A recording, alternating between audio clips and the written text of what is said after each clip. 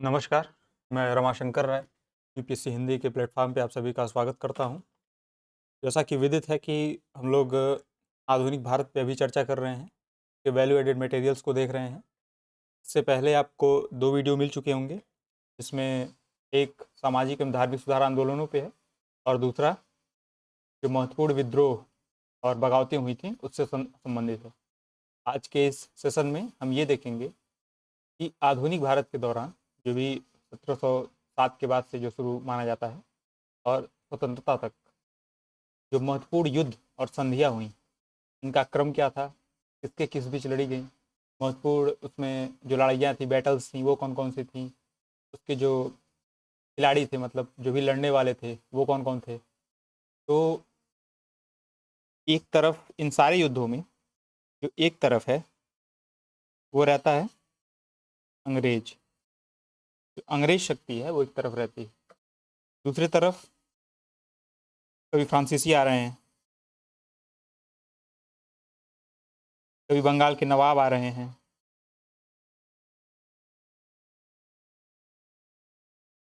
कभी मैसूर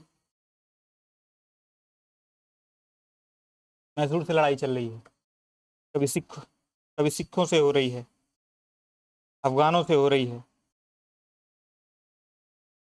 सिंध पे कब्जा हो रहा है, बर्मा का अधिग्रहण हो रहा है।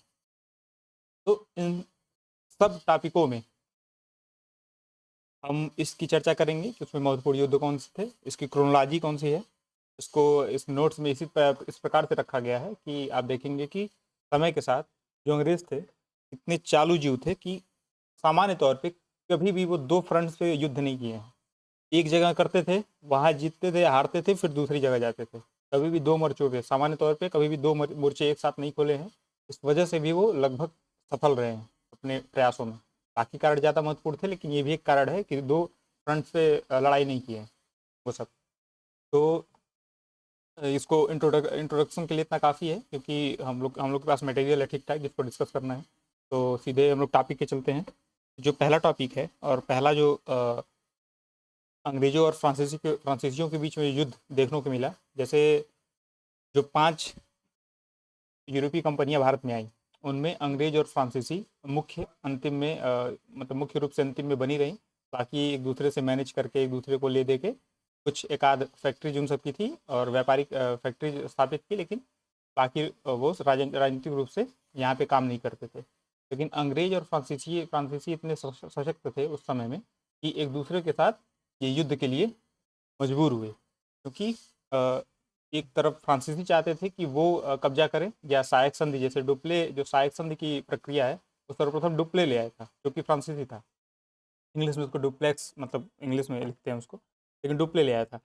तो दोनों जो शक्तियाँ थीं वो चाहती थी कि इस तरीके से कब्जाया जाए भारतीय राज्यों को कि उनका जो हित है वो सदता रहे, लेकिन दूसरे जो यूरोपीय शक्तियाँ हैं वो उसमें लाभ न पाएँ।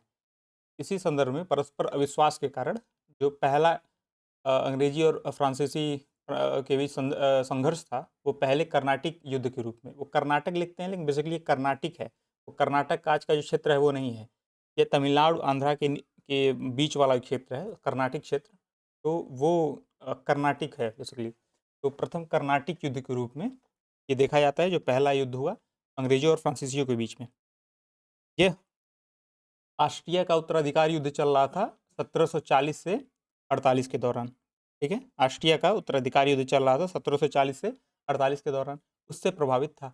वहाँ पे अंग्रेज और फ्रांसीसी अलग अलग खेमों में थे, जो भी एक दूसरे के सामने लड़ रहे थे अलग अलग खेमों में थे। तो वो बोले कि वहाँ तो लड़ ही रहे हैं, तो यहाँ भी लड़ के आजमा लेते हैं, देख लेते हैं। ये डुप्ले का समय था। और जो मुख्य लड़ाइयाँ हुई उसमें एक तरफ डुप्ले था, दूसरी तरफ मेजर स्ट्रिंगर लॉरेंस थे। और मेजर स्ट्रिंगर जो ब्रिटिश थे, मेजर स्ट्रिंगर, उनके साथ कर्नाटक का नवाब जो अनवरुद्दीन था वो भी था। इस जो युद्ध थी, इस युद्ध जो फर्स्ट कर्नाटिक वार है, इसकी जो महत्वपूर्ण बैटल थी वो थी बैटल ऑफ सेंट थॉमस, जिसमें नवाब अनवरुद्दीन की बड़ी सेना को जो फ्रेंच थे उनकी छोटी सी सेना ने हरा दिया। इससे हमारी कमजोरी पता चली कि बड़ी बड़ी सेनाएं भी अनुशासन से युक्त जो यूरोपीय सेना थी, छोटी सेना थी, उससे वो हराई जा सकती हैं। ये 1746 से 48 तक चला, लगभग 2 साल तक। और एक्स ला चैपल की संधि हुई, जिससे ऑस्ट्रिया का उत्तराधिकार युद्ध समाप्त हुआ। उसी से जो फर्स्ट कर्नाटिक वार था, ये भी खत्म हो गया। फर्स्ट कर्नाटिक वार के बाद जल्द ही 48 में समाप्त हुआ, लेकिन 49 में चूंकि अविश्वास बना हुआ था, तो 49 में दूसरा युद्ध शुरू हो गया, 1749 से 54 तक जो चला। ये बोलते हैं ये भी उत्तराधिकार युद्ध से प्रभावित था, लेकिन ये हैदराबाद, माफ करिएगा, ये हैदराबाद और कर्नाटक, इनकी उत्तराधिकारी युद्ध से प्रभावित था। अब हुआ ये कि हैदराबाद में 2 दावेदार थे, नासिर जंग और मुजफ्फर जंग। तो जो मुजफ्फर जंग था, उनको सपोर्ट किया फ्रेंच ने, और नासिर जंग को इंग्लिश ने। और वहीं जो कर्नाटिक जो क्षेत्र था, उसके 2 दावेदार थे, चांदा साहब और अनवरुद्दीन। अनवरुद्दीन वही वाले जो पहले वहाँ पे नवाब हुआ करते थे, जिनको फ्रेंच हरा चुके थे बैटल ऑफ सेंट थॉमस में। तो वहाँ पे चांदा साहब को प्रोजेक्ट किए फ्रेंच सब। और हुआ ये कि इसकी जो मुख्य युद्ध थे, वो थी बैटल ऑफ अंबूर 1749 में। इसमें अनवरुद्दीन जो था कर्नाटक का, उसको हरा के मार डाला गया। ऐसा प्रतीत हो रहा था कि अब फ्रेंच बीस पड़ रहे हैं, या जो फ्रेंच के जो साइड है, वो जो मुजफ्फर जंग और चांदा साहब की साइड है और फ्रेंच की साइड है, वो मजबूत दिख रही थी। तभी क्लाइव, उस समय अधिकारी, वो एक क्लर्क लेवल का अधिकारी हुआ करता था, उसने एक मौका देखा कि अर्काट जो है उसको खाली छोड़ के, या बिना खास सिक्योरिटी के, ये लोग बाहर दूसरी तरफ लड़ रहे हैं। तो जाके उसने बड़े करीबी से अर्काट का घेरा डाला, जो कि 1751 है, मतलब सफल घेरा डाला। उसकी वजह से जो डुप्ले की, मतलब जो डुप्ले का जो पक्ष था, वो कमज़ोर हो गया। मुजफ्फर जंग और चांदा साहब का जो पक्ष था, और हारे हुए युद्ध को ब्रिटिशर्स ने अपनी तरफ मोड़ लिया। तो यहाँ पे क्या हुआ कि डुप्ले को एक और गलती हुई फ्रेंच सरकार से, कि वो सरकारी कंपनी है फ्रेंच, तो डुप्ले को उसने वापस बुला लिया कि बढ़िया प्रदर्शन नहीं कर रहा है या मारपीट कर रहा है। दूसरे गवर्नर जनरल को भेज दिया, जो फ्रांसीसी गवर्नर जनरल था उसको चेंज कर दिया। और ये युद्ध जो है वो 1700 युद्ध है ये 1754 के पुदुचेरी की संधि के साथ समाप्त हो गया। फिर ये इधर अब देखिए, ये यही बता रहे थे ना आपको कि अंग्रेज 2 फ्रंट्स पे एक साथ नहीं लड़ रहे हैं। 1754 में यहाँ युद्ध खत्म करते हैं, फिर ये जाते हैं बंगाल, मतलब बंगाल में पहले से थे, लेकिन एक साथ 2 फ्रंट पे नहीं लड़ रहे हैं। और एक काल कोठरी दुर्घटना या ब्लैक होल ट्रेजिडी के नाम से जानी जाती है, एक 1756 20 जून को माना जाता है कि जो सिराजुद्दौला था, बंगाल का नवाब, उसने छापा डाला इनके किलों पे, जो तुम आपके अंग्रेजों के किले थे, फैक्ट्रीज थी।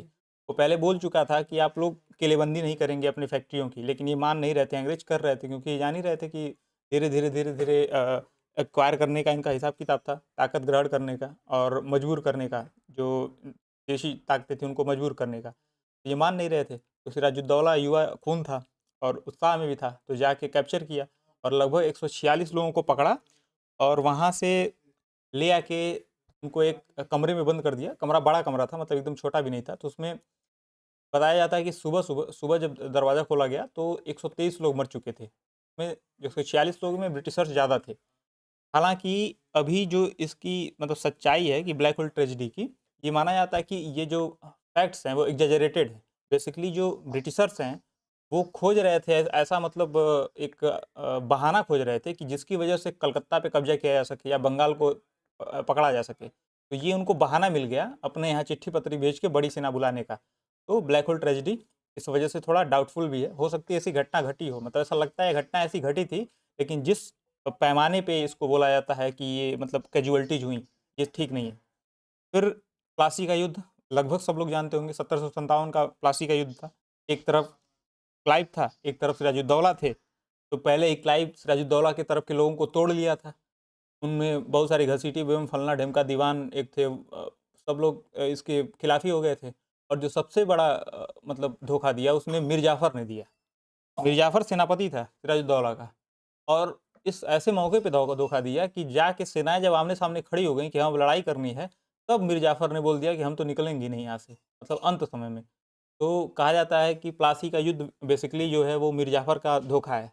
उसमें युद्ध जैसा कुछ बचा ही नहीं, क्योंकि जब मेन मैदान पे जाके हमारा जो सेना का प्रधान भाग है वो मना कर दे कि भाई हम लड़ेंगे नहीं, तो कौन-सा युद्ध? खैर, ये प्लासी का युद्ध करते हैं बंगाल में। फिर लौटते हैं थर्ड कर्नाटिक वार के लिए 1758 से 63 में जो होता है, फिर लौटते हैं। लौटते कहाँ हैं कि ये बंगाल में हो रहे हैं और कर्नाटिक वार साउथ में हो रहे हैं, तमिलनाडु और आंध्रा के और कर्नाटक के क्षेत्र में हो रहे हैं। इसमें ये क्या है कि जो थर्ड कर्नाटिक वार था, ये ऑस्ट्रिया और प्रशा इसके बीच चलने वाले सप्तवर्षीय युद्ध से प्रेरित था। ये 1756 से 63 तक चले, लेकिन जो हमको मुख्य जो ध्यान दे रहा है कर्नाटिक वार का ये डेट है, क्योंकि ये पूछता, ये नहीं पूछेगा आपसे कि ऑस्ट्रिया प्रशा के बीच चलने वाला सप्तवर्षीय युद्ध कब से कब तक चला, नहीं, ये उससे ज़्यादा चला, बस इतना ध्यान रखना है। लेकिन जो कर्नाटिक वार था थर्ड, वो 1758 से 63 तक चला। इसके जो मुख्य युद्ध थे, उसमें एक जो सबसे प्रमुख माना जाता है वांडीवाश का युद्ध, ये जन सामान्यतः लोगों को पता होगा, 1760 वाला। आयरकुट ने लल्ली, आयरकुट कौन था, ये ब्रिटिश सेनापति था और लल्ली फ्रेंच सेनापति था। तो आयरकुट ने लल्ली को हराया था वांडीवाश के युद्ध में, और अंततः पेरिस की संधि के साथ कर्नाटिक युद्ध समाप्त हुआ। और कर्नाटिक युद्ध समाप्त होने के साथ साथ ये भी क्लियर हो गया कि भारत में किसकी चलेगी, फ्रांसीसियों की कि ब्रिटिशर्स की। फ्रांसीसी लगभग मान चुके थे, पांडिचेरी जैसी जगहों पे उनका कब्जा था, चंद्रनगर पांडिचेरी जैसे फैक्ट्रियाँ उनकी बनी थी, लेकिन अंततः ये मान लिए थे कि भाई साहब यहाँ पे जो 20 पड़ेंगे वो भारत में जो 20 पड़ेंगे वो अंग्रेजी हैं। अब कर्नाटक में फ्रांसीसियों को निपटा के तब ये फिर दोबारा लौटते हैं उत्तर की तरफ, बक्सर के युद्ध में, ठीक है, 1764 में। और 1764 ही निर्णायक युद्ध माना जाता है, क्योंकि जहाँ बंगाल का जो प्लासी का युद्ध था उसमें सिर्फ बंगाल का नवाब सम्मिलित था, सिराजुद्दौला। लेकिन जो बक्सर का युद्ध था उसमें भारत का उस समय का बादशाह, वो भारत का बादशाह नहीं था, मुगल बादशाह था, लेकिन क्रेडिट, जो महान मुगलों ने जो क्रेडिट एक डाल दिया था कि सबको एफिलिएशन लेना पड़ता, जैसे खलीफा हुआ करते थे, सुल्तान उससे एफिलिएशन लेते थे। तुर्की का खलीफा है और सुल्तान आके एफिलिएशन ले रहे हैं, इंडिया के हो चाहे और कहीं के हो। उसी प्रकार से जो मुगल बादशाह था, तो जो लोकल राजा हुआ करते थे वो उसे एफिलिएशन लिया करते थे कि मतलब वो उनको सर्टिफाई करे। इस वजह से शाह आलम को शामिल किया गया, न कि बहुत ज़्यादा सैन्य कारणों से। दूसरा, सुजाउद्दौला अवध के नवाब थे, और मीर कासिम। अब इसमें क्या हुआ कि जब प्लासी युद्ध हो गया तो मीर जाफ़र को बैठाया गया नवाब की गद्दी पे, लेकिन मीर जाफ़र को लगा यार तो वास्तविक शक्ति ही नहीं है, सारा काम तो ब्रिटिशर्स अपने कर रहे हैं। तो उसने कुछ विरोध करना शुरू कर दिया, अपनी मनमानी चलानी शुरू कर दी, बस अंग्रेज बिदक गए। तो मीर जाफ़र के दामाद मीर कासिम को उन्होंने नवाब बना दिया। उसके बाद मीर मीर जाफ़र के दामाद मीर कासिम को उसने फिर से बना दिया नवाब। अब मीर जाफ़र भटक रहा है।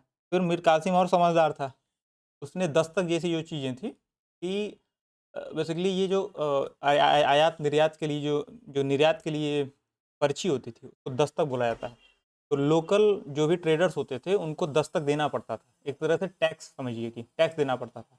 लेकिन जो अंग्रेज ट्रेडर्स हैं, जो अंग्रेज जब प्लासी का युद्ध जीत गए तो वो बोले कि हम लोग दस्तक उस्तक नहीं देंगे, आप लोग मतलब हम लोग दस्तक मुक्त व्यापार करेंगे। तो मीर कासिम देख रहा है बड़ा नुकसान हो रहा है, और ये सब भ्रष्टाचार भी कर रहे हैं कि अंग्रेज जो करते थे, अधिकारी होते थे चाहे अंग्रेज कर्मचारी होते थे, वो बोलते थे कि हमारा फ्री दस्तक है, आप आइए सामान लेके हमको आधा पैसा दीजिए और जो फ्री पास है उसका यूज करिए। तो मीर कासिम ने दस्तक की प्रथा ही समाप्त कर दी, कह दी सबके लिए फ्री है। तो इस पर भी अंग्रेज भड़क गए, तो बोले तुम निकलो अब। तो फिर किसको बुलाए, फिर बोले वही मीर जाफ़र आ जाए।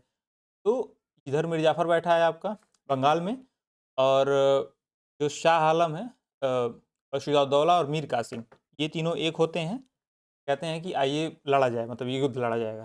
तो हेक्टर मुनरो के नेतृत्व में मीर जाफ़र, हेक्टर मुनरो, नेतृत्व था हेक्टर मुनरो का, सेनापति था ब्रिटिश।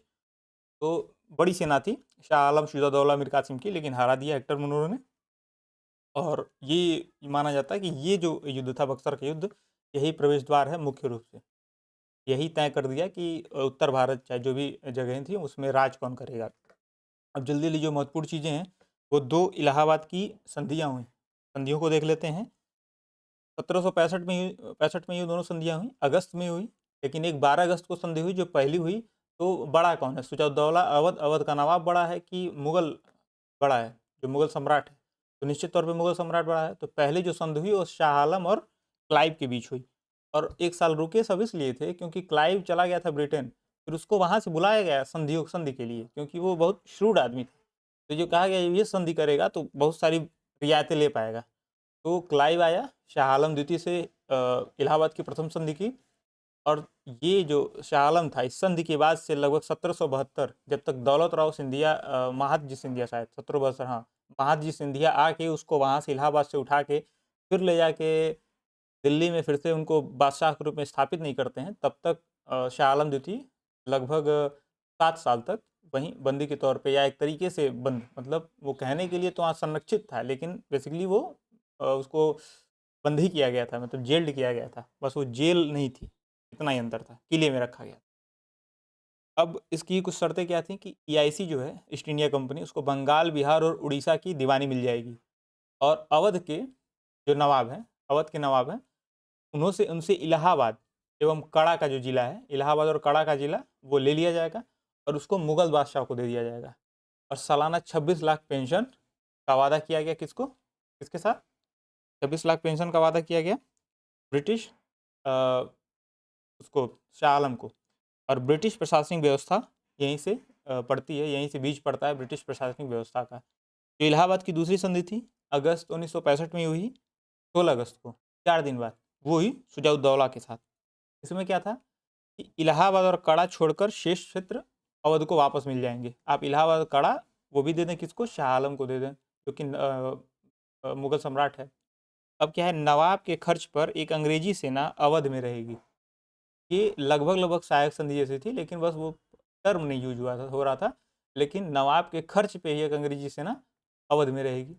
और कंपनी को अवध में कर मुक्त व्यापार करने का अधिकार होगा, ठीक है।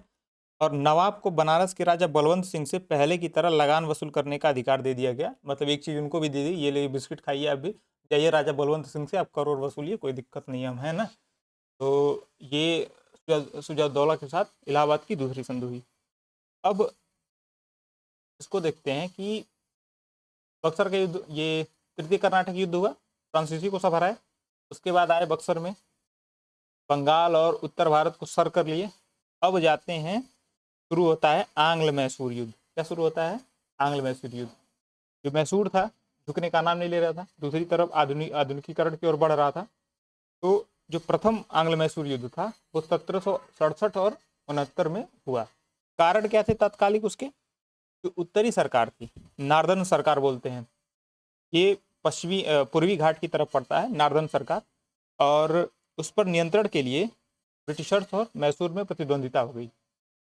तो क्या हुआ कि मराठा, निजाम और अंग्रेज, मराठा पश्चिमी महाराष्ट्र के, मतलब उस क्षेत्र के मराठा हो गए, निजाम हैदराबाद के निजाम, और अंग्रेज, तीनों ने मिलकर एक गठबंधन बना दिया कि हम लोग हमला करेंगे मैसूर पे और मिल बांट के खाएंगे मैसूर को। और युद्ध शुरू हो गया 1766 में गठबंधन के आक्रमण से। लेकिन जो मुख्य युद्ध है वो माना जाता है 67 से 69। उसका कारण ये है कि जब 66 में गठबंधन ने आक्रमण किया, तभी हैदर अली ने क्या किया कि नेगोशिएशन शुरू कर दिए मराठा और निजामों से, और बोला यार हम पे क्या हमला कर रहे हो, अंग्रेजों पे हमला करो ना, इसके पास महत्वपूर्ण चीजें हैं, तो क्यों ना हम लोग मिलकर अंग्रेजों पे हमला करें, और ये बाहरी शक्ति भी है। तो मराठा और निजाम मान गए। तो जो युद्ध शुरू हुआ, तो एक तरफ मराठा, निजाम और मैसूर हो गए, हैदर अली, और दूसरी तरफ अंग्रेज अकेले पड़ गए। मतलब पहली चाल अंग्रेजों ने चली थी, लेकिन हैदर अली ने उनको चाल में भी मात दे दी थी। अब क्या आया कि हैदर ने रणनीति बदलकर मद्रास पर अचानक आक्रमण बोला।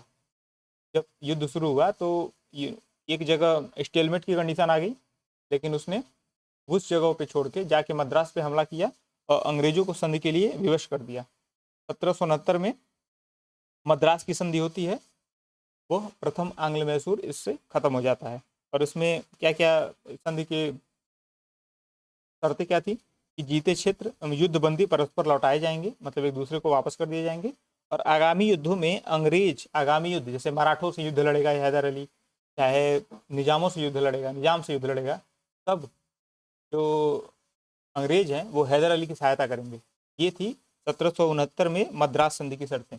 अब लगभग जो सारी संधियां हैं, महत्वपूर्ण संधियां हैं, उनको मैंने ग्रीन कलर से लिखा है। तो और भी संधियों के उल्लेख है, लेकिन कम से कम जो ग्रीन कलर में लिखी हुई संधियां हैं उसको आप ध्यान रखेंगे, क्योंकि पूछा जाता है कि प्रथम मराठा युद्ध किससे समाप्त हुआ, ये इस तरह की चीज़ें। तो ये प्रथम आंग्ल मैसूर युद्ध समाप्त होता है 1769 में मद्रास की संधि से, और इधर ये युद्ध समाप्त होता है, और 1775 से 1782 में प्रथम आंग्ल मराठा युद्ध शुरू हो जाता है। अब आंग्ल मराठा युद्ध पढ़ने से पहले हम लोग एक बार जो क्रोनोलॉजी है मराठाओं की या पेशवाओं की, उसको देख लेते हैं, जिससे कि अंडरस्टैंडिंग हमारी बन जाएगी और एक कंप्लीट अंडरस्टैंडिंग बनेगी। इससे संबंधित 2023 में ये सवाल पूछा था, जी बालाजी विश्वनाथ, बाजीराव प्रथम और बालाजी बाजीराव, इनकी क्रोनोलॉजी देखें, इनको लगाइए क्रम में। तो एक बार देखते हैं कि कौन कौन थे। तो पेशवा काल जो है वो 1713 से 1720 में बालाजी विश्वनाथ के शासन से शुरू हुआ। इस समय साहू है जो है साहू, वो छत्रपति हुआ करते थे, शिवाजी के वंशज साहू। और जो पेशवा हुआ करते थे वो जो मराठा साम्राज्य है उसके प्रधानमंत्री हुआ करते थे। लेकिन धीरे धीरे इतने ये ताकतवर हो गए कि मुख्य शक्ति इनके हाथ में आ गई, और जो साहू हैं वो औपचारिक रूप से छत्रपति रह गए। इनके ही समय में 1713 से 1720 में मराठा इतिहास का मैग्ना कार्टा फर्रुखसियर से प्राप्त हुआ। ये प्राप्त हुआ कब? 1719 में। क्योंकि ये फैक्ट पढ़ रहे हैं तो एक बार ये भी देख लें कि ईस्ट इंडिया कंपनी को कब उनका मैग्ना कार्टा मिला। तो सर जॉन सरमैन ने प्राप्त किया था 1717 में, और दोनों को मैग्ना कार्टा को देने वाला कौन था? फर्रुखसियर था। फिर अगर हम चर्चा करेंगे कि इसके बाद आने वाले जो आने वाला पेशवा है वह है बाजीराव प्रथम। ये सबसे फेमस पेशवा रहे हैं, और इनको लड़ाकू पेशवा कहा जाता है क्योंकि एक भी युद्ध अपने मतलब जीवन में ये हारे नहीं। और मराठा क्षेत्र को 5 कन्फेडरेशन में बांट दिया, 5 भागों में बांट दिया। और वो 5 भाग कौन कौन है एक बार देख लिया है। तो एक ग्वालियर के सिंधिया हुए, ग्वालियर के सिंधिया, इंदौर के होलकर हुए, ग्वालियर के सिंधिया और इंदौर के होलकर, ये लगभग आपके मध्य प्रदेश में पड़ जाएंगे। फिर नागपुर के भोंसले हुए, बड़ौदा गुजरात साइड, बड़ौदा के कौन कौन हुए?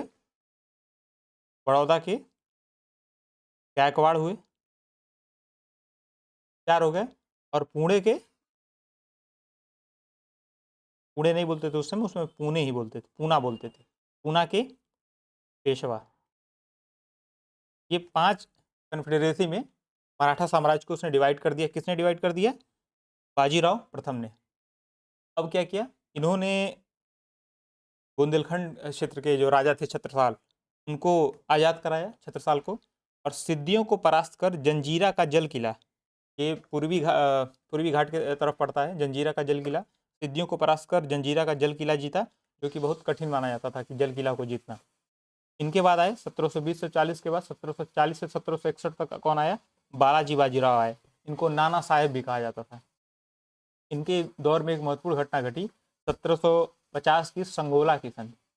दरअसल हुआ ये कि 1750 में साहू की मृत्यु हो गई, और उसी समय संधि हुई। उसमें ये लिखा था कि अब से जो मराठा साम्राज्य है उसका औपचारिक प्रधान भी पेशवा होगा। अभी तक वास्तविक प्रधान तो पेशवा ही था, लेकिन औपचारिक प्रधान साहू हुआ करता था। लेकिन संगोला की संधि में निश्चित किया गया कि अब पेशवा ही औपचारिक प्रधान भी होगा। ठीक है। फिर आते हैं कि 1761 में पानीपत का जो तृतीय युद्ध था, ये बालाजी बाजीराव के मतलब दौर में ही लड़ा गया।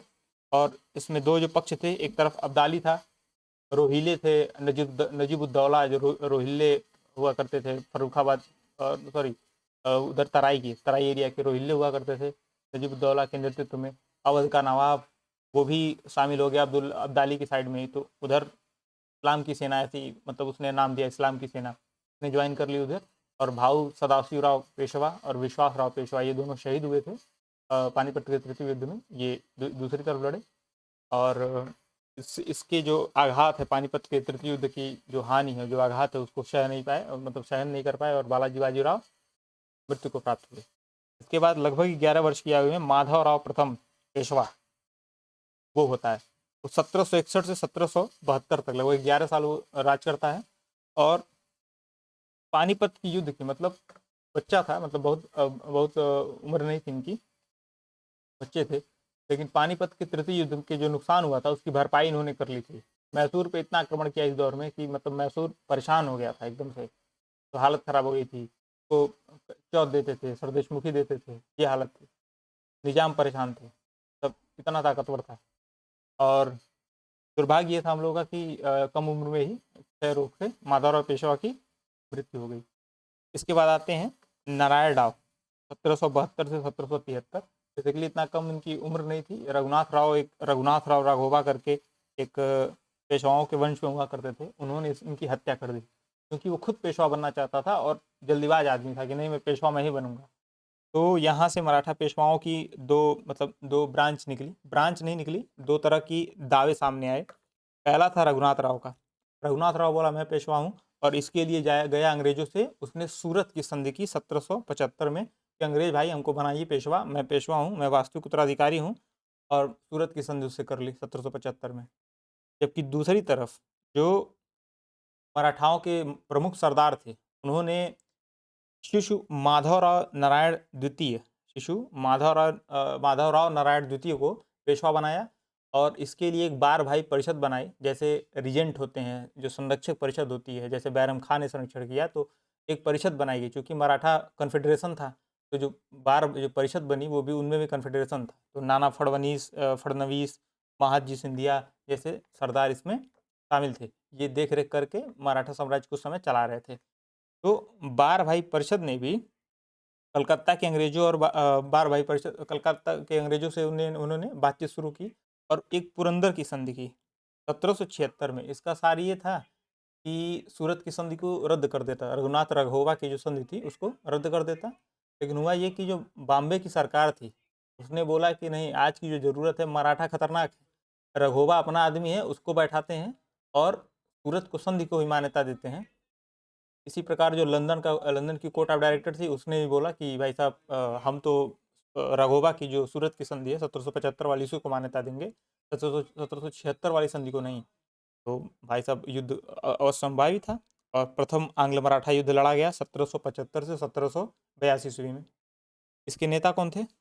महादजी सिंधिया सेनापति बने इस युद्ध में, और उन्होंने लगभग अपने जो अभियान थे उसमें स्कॉर्ज अर्थ पॉलिसी अपनाई कि अपने क्षेत्र में ही जब अंग्रेज घुस रहे हों तो तेज़ी से पीछे हटो और उनको अंदर, मतलब खूब अंदर पहाड़ियों में ले जाओ, और वहाँ पे खेत को जला दो, कुओं में जहर डाल दो।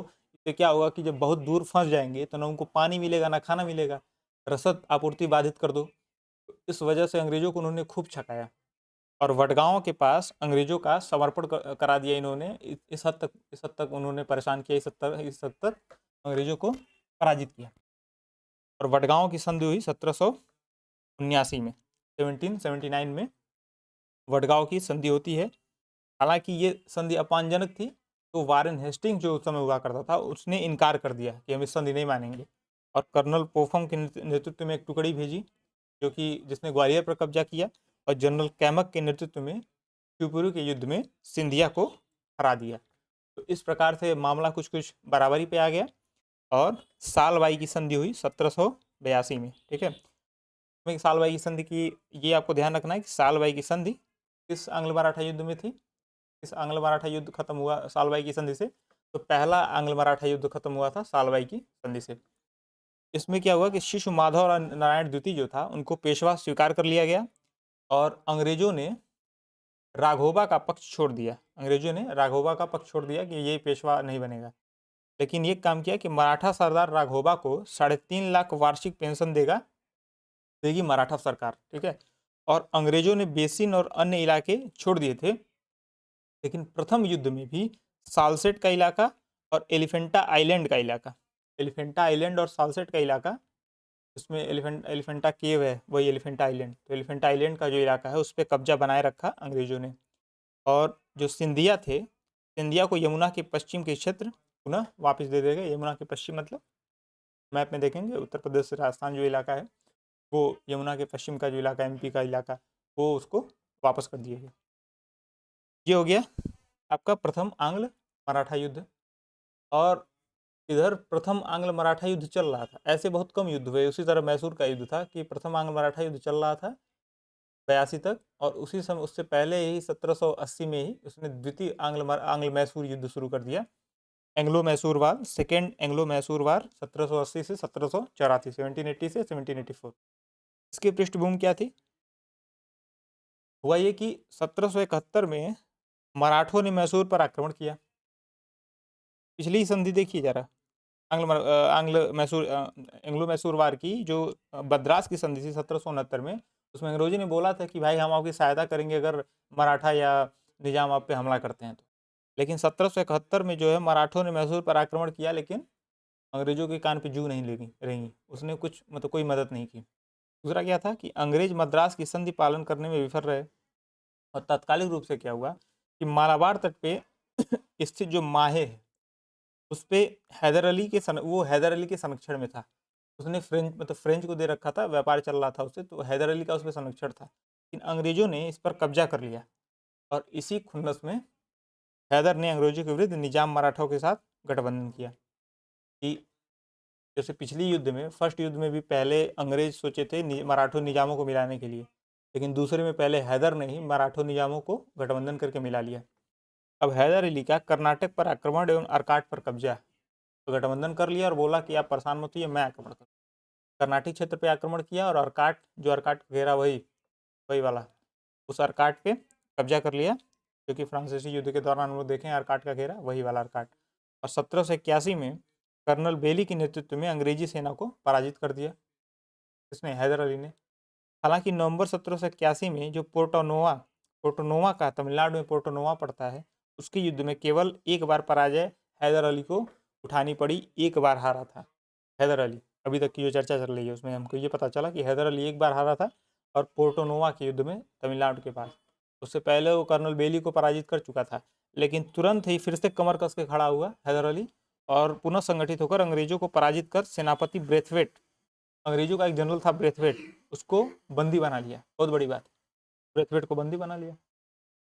लेकिन 1782 में हैदर अली की कैंसर से मृत्यु हो गई, और टीपू के नेतृत्व में जो युद्ध था, जो सेकेंड एंग्लो मैसूर वार था, वो स्टेलमेट पे आ गया। जैसे जैसे मैं रसिया और यूक्रेन में है मामला, मतलब कहीं न बढ़ रहा है ना घट रहा है, उस तरह स्टेलमेट चलने लगा। फिर अंततः 1784 के मंगलौर की संधि के साथ ये समाप्त हो गया। इसमें क्या था, एक दूसरे की जीते हुए क्षेत्रों को वापस लौटा दिया गया। 1784 की मैंगलोर की संधि ये बोलती है। अब के आगे देखते हैं क्या होता है। इसके आगे जो सालबाई की संधि थी 1782 की, प्रथम आंग्ल मराठा वार की, उसकी उससे जो अंग्रेज थे वो लगभग 20 वर्षों तक मराठा राज्य से दूर रहे। लेकिन दूसरी तरफ जो मैसूर था उससे खास खार खाए हुए थे अंग्रेज, और ज़्यादा सतर्क थे, ज़्यादा बड़ा दुश्मन मानते थे मैसूर के हैदर अली और टीपू सुल्तान को। इसलिए बहुत दिन तक खुद को रोक नहीं पाए, और तृतीय आंग्ल मैसूर युद्ध शुरू हो गया। तत्कालिक कारण क्या था कि टीपू द्वारा त्रावणकोर पर आक्रमण, केरल में, जो केरल का ऊपरी हिस्सा है वहाँ त्रावणकोर राज्य हुआ करता था, और मैसूर उस पर भी अपना एरिया मानता था। ये चलते रहते थे, कोई ऐसा डिमार्केशन तो हुआ नहीं था कि कोई लाइन खींची गई है, पहले से बॉर्डर तय है, तो भाई जो जितना ताकतवर होता था उतना एरिया में घुस जाता था। बाद में जब कोई जो आपका उत्तराधिकारी कमजोर आता था तो सामने वाला आके आप में घुस जाता था। तो इस तरीके से जो बफर एरिया, जो किसी दो राज्यों के बीच के इलाके होते थे, तो हमेशा विवाद उसके बीच बना रहता था, और उसको लेके युद्ध चलते रहते थे। उसी संदर्भ में उसने त्रावणकोर पर आक्रमण कर दिया, और त्रावणकोर दरअसल ईआईसी के लिए काली मिर्च का एकमात्र स्रोत था, तो काफ़ी महत्वपूर्ण था त्रावणकोर ईस्ट इंडिया कंपनी के लिए। तो टीपू की बढ़ती शक्ति से ईर्ष्या रखने वाले मराठों एवं निजामों ने अंग्रेजों का साथ दिया। अभी तक दो युद्धों में आपने ये देखा, आंग्लो मैसूर युद्ध में, एंग्लो मैसूर वार में, फर्स्ट एंड सेकेंड में जो गठबंधन था वो मराठा निजाम और हैदर अली का हुआ, या मराठा निजाम हैदर अली एक दूसरे से गठबंधन कर पाए थे।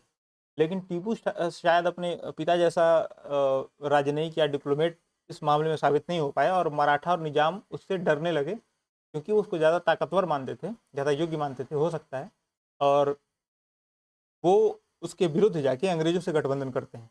तो अंग्रेजों से गठबंधन करते हैं तो निश्चित तौर पे आपके अगल बगल के लोग आपके नहीं हैं।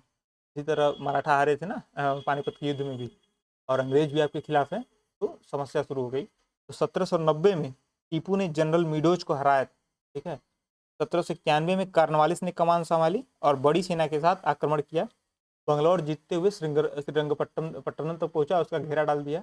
और जब टीपू को लगा कि भाई साहब मतलब काम हो नहीं पाएगा, ये क्या नहीं हो पाएगा, मतलब जीता नहीं जा पाएगा और कहीं हारने पे दिक्कत ना हो जाए, तो उसने 1792 में श्रीरंगपट्टनम की संधि कर दी थी। और श्रीरंगपट्टनम मैसूर की राजधानी हुआ करती थी उस दौर में। फिर श्रीरंगपट्टनम संधि में क्या वर्डित था, क्या हुआ था उसमें, मैसूर का लगभग आधा हिस्सा अंग्रेज, निजाम और मराठा गठबंधन ने आपस में बांट लिया। इसमें मुख्य क्या है अंग्रेजों ने बारामहल, डिंडुगुल और मालाबार के क्षेत्र लिए। ठीक है। निजाम ने कृष्णा नदी से लेकर पेन्नार तक का क्षेत्र लिया। इधर आपका कृष्णा नदी से लेकर पेन्नार तक आंध्रा का जो इलाका है, आंध्रा और तमिलनाडु में कृष्णा नदी से पेन्नार तक का क्षेत्र लिया। और मराठाओं ने तुंगभद्रा एवं उसकी सहायक नदियों के आसपास का क्षेत्र अधिग्रहित किया, जो कि मैसूर का था। तो लगभग आधा मैसूर राज्य इन्होंने आपस में बांट लिया। और युद्ध और छत के रूप में 3 करोड़ रुपए हरजाना के रूप में टीपू सुल्तान को देने थे अंग्रेजों को। आधा तो तुरंत दे देना था, लेकिन बाकी आधा कुछ समय में दे। इसकी वजह से टीपू के 2 पुत्रों को गिरवी रखा गया था अंग्रेजों के पास। लेकिन टीपू ने संधि की जो शर्तें थी उनको पूरा किया और अपने पुत्रों को मुक्त करा लिया। 1796 में, युद्ध की बात नहीं हो रही, युद्ध तो हो गया, संधि भी हो गई, लेकिन 1792 में श्रीरंगपट्टनम की संधि के बाद जो 1796 था, में वाडियार वंश के हिंदू शासक की मृत्यु के बाद टीपू ने स्वयं को सुल्तान घोषित कर दिया। इसके पीछे का बैकग्राउंड ये है कि वाडियार वंश के सेनापति के रूप में हैदर अली ने मैसूर राज्य स्थापित किया था। जिस प्रकार से साहू छत्रपति नाम मात्र का हो गया था, उसी वजह से उसी प्रकार से जो वाडियार शासक थे मैसूर के, वही नाम मात्र के हो गए थे। तो 1796 में जिस प्रकार से संगोला की संधि 1750 में जो मराठा पेशवा था, उसने खुद को औपचारिक सम्राट घोषित कर दिया, औपचारिक मराठा राजा घोषित कर दिया। उसी प्रकार से टीपू ने 1796 में वाडियार राजा की मृत्यु के बाद स्वयं को सुल्तान घोषित कर दिया। अब उसको वाडियार वंश की मतलब शेड लेने की जरूरत नहीं थी, पर्याप्त बड़ा हो चुका था। ठीक है। तो 1796 की ये गतिविधियाँ हैं। और लेकिन चूंकि दोनों पक्ष दूसरे के प्रति सशंक थे, जैसे ये फ्रांस से संबंध रख रहा था कौन, टीपू सुल्तान, और फ्रांस से नफरत करते थे अंग्रेज, और उनको पता था कि यहाँ पे भारत जैसे देश को या इसकी जो मार्केट है या इसका हिस्सा बांट नहीं सकते, तो पूरा अपने ही खाना है। तो जो तात्कालिक कारण था वो ये था कि टीपू की फ्रांस से करीबी नेपोलियन का भारत पर हमले की योजना, नेपोलियन हमले की योजना बना रहा था कि जो सबसे बड़ी अच्छी कॉलोनी है ब्रिटेन की, वो भारत, वहाँ पे उसको हम लोग कैप्चर करेंगे। तो मतलब ये दूर की कौड़ी थी, लेकिन फिर भी अंग्रेज इसको लेके काफ़ी मतलब मजबूत तरीके से इसको लेकर रिएक्ट कर रहे थे। इस संदर्भ में उनको लगा कि अगर एक राजा ऐसा रहेगा जो फ्रांस से संबंध रखेगा, उसको यहाँ पे बेस प्रोवाइड करेगा, तो इसको ख़त्म हो जाना चाहिए। उसी संदर्भ में 1798 में लॉर्ड वेलेजली गवर्नर जनरल बना, जो कि पूरी तरह इस मत में था कि मैसूर को रहना नहीं चाहिए। और 17 अप्रैल 1799 से युद्ध शुरू हो गया। 4 मई 1799 को समाप्त हो गया। तो मुश्किल से 15 दिन का युद्ध था। टीपू को परास्त किया गया जनरल स्टुअर्ट और फिर हैरिस ने। एक बार जनरल स्टुअर्ट ने हराया टीपू को, फिर जनरल हैरिस ने हराया। और जो लॉर्ड वेलेजली के भाई थे आर्थर वेलेजली, ये भी युद्ध में, इन्होंने भी युद्ध में भाग लिया था। लॉर्ड वेलेजली 1798 वाला, उसका भाई आर्थर वेलेजली ने भी ये चौथा आंग्ल मैसूर युद्ध था, इसमें भाग लिया था। ठीक है। इसमें टीपू सुल्तान मारा गया, उसके सभी खजाने जब्त कर लिए गए। अंग्रेजों ने वाडियार वंश के एक व्यक्ति को राजा के रूप में चुना और उस पर सहायक संधि आरोपित कर दी। मतलब अंग्रेज जीत गए और अपने पक्ष में वहाँ पे एक सहायक संधि आरोपित की, एक रेजिडेंट रखा मैसूर में, और वाडियार वंश को बोला जाओ ऐश करो अंदरूनी मामलों में, और ऊपर ऊपर से तो हम लोग देख लेंगे, चिंता मत करो। अब इसी सेंस में आते हैं कि 1799 में मैसूर से छुटकारा हो गया अंग्रेजों का। फिर मैसूर से छुटकारा हो गया, लेकिन मराठाओं के साथ तो पेश पाए नहीं, पहले आंग्ल मराठा युद्ध में देखा गया। तो इधर मराठाओं का क्या चल रहा था उसको देखते हैं। तो 1796 में राघोबा का पुत्र बाजीराव द्वितीय, वही रघुनाथ राव राघोबा जो जाके सूरत की संधि किया था, उसका पुत्र बाजीराव द्वितीय जो था वह पेशवा बना। और सिंधिया पेशवा की होलकर के खिलाफ संधि की। जैसे आपस में भी लड़ते रहते थे, मराठा कन्फेडरेशन था वो भी आपस में लड़ता रहता था। तो उसमें जो सिंधिया और पेशवा थे, उन्होंने होलकर उसमें यशवंतराव होलकर था, वो ताकतवर हो रहा था, तो ये डर के दोनों लोग सिंधिया और पेशवा आपस में संधि कर लेते हैं होलकर के खिलाफ। और पेशवा ने 1801 में जब संधि कर लिए, तो पेशवा, अब होता ये कि पेशवा औपचारिक रूप से प्रबल था, बड़ा था, लेकिन होलकर बड़ा हो रहा था, धीरे धीरे ज़्यादा ताकतवर हो रहा था। तो पेशवा को दिखाना था कि मैं बड़ा हूँ और मैं ज़्यादा ताकतवर हूँ। कैसे दिखाए? उसके भाई को बहुत बुरी तरीके से मार दिया उसने। यशवंतराव होलकर के भाई विठोजीराव होलकर को, जो पेशवा था, वो बुरी तरीके से मार दिया। ठीक है। इससे होलकर नाराज हो गया और सिंधिया और पेशवा की संयुक्त सेना को हराकर पूना पर कब्जा कर लिया होलकर ने, क्योंकि असंभावित था। अब पेशवा फिर भाग गया, जैसे इनके पिता भागे थे रघुनाथ राव राघोबा, उस तरह पेशवा बाजीराव द्वितीय भी भागे भागे भागे गए अंग्रेजों के पास। माई दादा माई बाप देखिए क्या हो गया क्या हो गया। तो बोला अंग्रेज आइए पहले ये संधि पे हस्ताक्षर कीजिए फिर आगे की बात करें। तो 31 दिसंबर 1802 को बेसिन की सहायक संधि की इसने पेशवा बाजीराव द्वितीय ने अंग्रेजों से। ठीक है, सहायक संधि का मतलब वही है, रेजिडेंट रखेगा, जब होगा तो होगा, तब का तब देखा जाएगा। फिर ये सहायक संधि के साथ द्वितीय आंग्ल मराठा युद्ध शुरू होता है 1803 से 1805 का। कैसे होता है? तो दौलत राव सिंधिया और रघुजी भोसले का अंग्रेजों के विरुद्ध गठबंधन। जैसे जब पेशवा जाके संधि कर लेता है तो ऐसा थोड़ी है कि सिंधिया भी चाहता था कि पेशवा जाके अंग्रेजों से संधि की करे। वो जानते थे कि ये जब अंग्रेज आ जाएंगे अपने क्षेत्र में तो ये किसी को नहीं रहने देंगे। मैसूर का हाल देख ही क्या रहे थे, मैसूर समाप्त कर दिए थे, तो उनको डर भी था कि हमको भी समाप्त कर देंगे। इस वजह से अंग्रेजों को दूर रखने के लिए दौलत राव सिंधिया और रघुजी भोसले ने इन्होंने अंग्रेजों के विरुद्ध गठबंधन किया। लेकिन होलकर से इन्होंने बार बार संपर्क किया कि आप भी शामिल हो जाइए, साथ लड़ते हैं, अंग्रेजों को हराते हैं। लेकिन होलकर को अपनी ताकत पे भरोसा था कि हम देख लेंगे। और दूसरी चीज क्या थी, अभी गठबंधन बना के उसके भाई की हत्या की है, भाई को मारे हैं, और अब जाके कह रहे हैं कि नहीं जब अंग्रेज लड़ने आ गए तो आइए गठबंधन कर लेते हैं। ऐसा नहीं होता है। तो होलकर नहीं आया और गायकवाड़ बोला कि देखो तुम लोग लड़ो उड़ो, हमसे मतलब है नहीं, हम किनारे हैं, हम बतिया लेंगे, हम नहीं आएंगे लड़ने। तो गायकवाड़ तटस्थ बने रहे। ठीक है। अब वेलजली के अधीन दक्कन में दो तरह से युद्ध, अंग्रेजों ने दो भाग में युद्ध लड़ा। वेलजली जो लॉर्ड वेलजली था उसके अधीन दक्कन में, साउथ में या दक्कन में उसके नेतृत्व में लड़ा गया, और जनरल लेक के नेतृत्व में उत्तर में लड़ा गया। तो जनरल लेक ने अलीगढ़, दिल्ली, आगरा इस पे कब्जा किया, और वेलजली का जो था वो अस्सई, औरंगाबाद, सितंबर 1803 में अस्सई के युद्ध हुआ। ये कुछ महत्वपूर्ण युद्ध हैं, याद करने की जरूरत नहीं है, दिमाग में रह गया अच्छी बात है, नहीं रह गया तो देखा जाएगा, कोई बात नहीं। हम ये नहीं कहेंगे हर युद्ध आप याद कर लें, हम ऐसा नोट्स देना चाहते थे कि जो अपने आप में लगभग कंप्लीट हो, तो आपको दोबारा चेक करने या कहीं और से सप्लीमेंट करने की ज़रूरत ना हो। तो उसको मैं खुद करके ले आया हूँ, तो चिंता छोड़िए। और वेलिजली के जो प्रमुख युद्ध थे वो अस्सई का युद्ध था, अरगांव का युद्ध था, और जो अरगांव का युद्ध था इसमें सिंधिया और भोसले की संयुक्त सेना को हराया था उसने। अस्सई और अरगांव के युद्ध में सिंधिया और भोसले की संयुक्त सेना को हरा दिया था वेलिजली ने। बोला ना ऊपर की दौलत राव सिंधिया और रघुजी भोसले ने आपसी गठबंधन किया था, तो चूंकि हरा दिया तो देवगांव की सहायक संधि की भोसले के साथ, और बुरहानपुर की सहायक संधि की सिंधिया के साथ। फिर आते हैं, अब इधर सहायक संधि हो गई, भोसले और सिंधिया किनारे हो गए, लेकिन यशवंत राय होलकर तो बचा हुआ है। तो इसने शुरुआती लड़ाइयाँ जो ब्रिटिशर से होती हैं वो जीत ली थी, लेकिन बाद में पराजय का सामना उसको करना पड़ा। लेकिन तब तक कुछ लकी भी था होलकर इस मामले में। तब तक जो लंदन में बैठी हुई, मतलब जो सरकार थी, जब लंदन में बैठी हुई जो court of directors, board of directors थे, वो सोचे कि यार युद्ध पे बहुत खर्चा कर रहा है वेलिजली, तो वापस बुलाओ। और सर जॉर्ज बार्ले को भेजा गया कि तुम जाओ और होलकर से संधि करो, बहुत खर्चा हो रहा है हम लोग का। तो उधर संधि की सर जॉर्ज बार्ले आए, और 24 दिसंबर 1805 को राजापुर घाट की संधि हुई। यह होलकर से संधि है, द्वितीय मराठा युद्ध इससे समाप्त हुआ, और अधिकांश क्षेत्र जो थे तो एक दूसरे को वापस कर दिए गए, कोई कहीं पे मतलब बहुत ज़्यादा किसी को नुकसान नहीं उठाना पड़ा।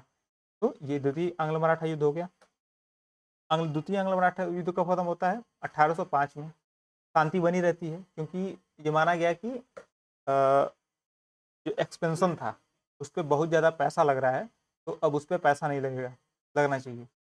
तो यहाँ पे तो ये मामला सध गया। लेकिन तब तक 1813 में आता है लॉर्ड हेस्टिंग्स, वायसराय, ये मतलब उसमें वायसराय नहीं था, गवर्नर जनरल था, तो गवर्नर जनरल बन के आता है हेस्टिंग्स।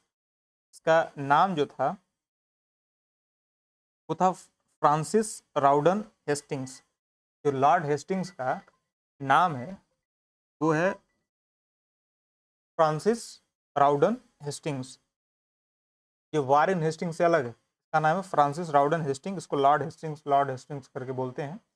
के दौर में 1813 में आया, और उस समय नेपाल के साथ कुछ तनातनी चल रही थी। किस कारणों पे? जो तराई का इलाका था उसमें परस्पर विरोधी दावे होते थे। नेपाल बोलता था कि यहाँ तक हमारा है, गोरखपुर तक का इलाका हमारा है, वो कहता था, अंग्रेज बोलते थे कि नहीं यार यहाँ पे तो हम इजारेदारी वसूलते थे, आज से नहीं काफ़ी पहले से, कैसे कैसे हो रहा है मामला। तो आपस में तनाव बढ़ गया। और दूसरी चीज़, जो डिप्लोमेटिक रिलेशन थे वो नेपाल स्थापित कर नहीं रहा था, जान रहा था कि अंग्रेज बड़े शातिर आदमी है, एक बार घुसेंगे तो उसके बाद कुछ ना वो गुलामी बना के निकलते थे। तो इस वजह से भी नेपाल शामिल नहीं होना चाहता था। तो अंग्रेज बोले अगर सीधी उंगली से नहीं घी निकलेगा तो उंगली टेढ़ी करके निकाली जाएगी, लेकिन निकाली जाएगी। तो युद्ध शुरू हुआ, एंग्लो नेपलीज वार में एक ही युद्ध था, तो उसमें फर्स्ट सेकंड की दिक्कत नहीं है। आंग्ल नेपाल युद्ध हुआ 1814 से 1816 में हुआ। और इम्पॉर्टेंट बैटल्स हैं इसकी कौन कौन सी? बैटल ऑफ नाला पानी 1814 की, इसमें नेपालियों ने अंग्रेजी सेना को हरा दिया, बहुत परेशान किए सब, मतलब नेपाली योद्धे गोरखा योद्धा थे जो हमारी इंडियन आर्मी में भी काम करते हैं। उन्होंने बहुत बुरी तरह परेशान किया अंग्रेजों को, और मतलब भारी कैजुअलिटी दी उनको। तो एक युद्ध जो नाला पानी का था, इसमें तो नेपाली जीते भी। दूसरी बैटल महत्वपूर्ण है, वो खालंगा की बैटल 1815 की। इसमें जीते तो ब्रिटिश अंततः, लेकिन कैजुअलिटी बड़ी ज़बरदस्त थी, मतलब बहुत सारी जाने गई ब्रिटिशर्स की। तीसरी बैटल क्या थी? Battle of Makwanpur. ये महत्वपूर्ण है, ये सबसे महत्वपूर्ण बैटल थी, बैटल ऑफ मकवानपुर, क्योंकि ये निर्णायक लड़ाई थी जिसके बाद नेपाल सुगौली संधि को बाध्य हो गया।